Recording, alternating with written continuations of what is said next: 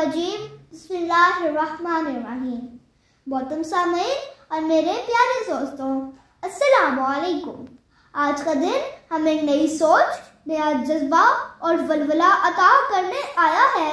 ये दिन हमें अपने माजी से सबक लेने, हाल को संवारने और मुस्तकबिल के लिए अज़्म बांधने का पैगाम देता है।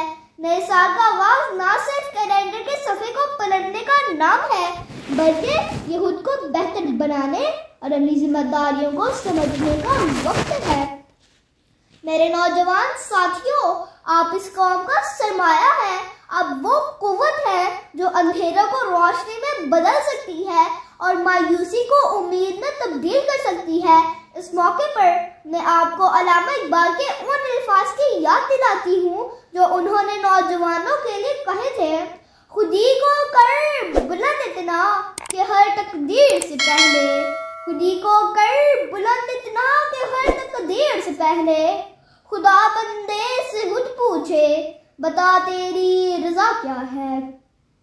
ये शायर हमें यह सिखाते हैं कि हमें अपनी काबिलियत, अपने अज़्म और अपनी खुदी को इस कदर बुलंद करना चाहिए कि दुनिया की कोई ताकत हमें झुका न सके।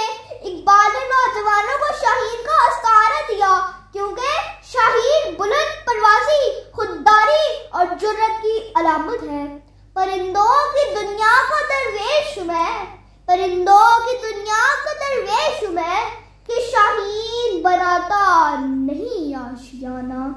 ये शायर हमें ये सबक देते हैं कि नौजवान वो है जो मुश्किलात से घबराता नहीं, बल्कि अपने ख्वाबों की तकमील के लिए मेहनत करता है और बुलंद परवाज़ करता है।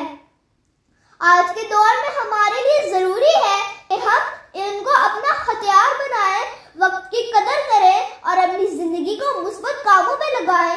याद रखें कि दुनिया में सिर्फ वही लोग कामयाब होते हैं जो खुद को पहचानते हैं, मेहनत करते हैं और हार मानने से इनकार करते हैं।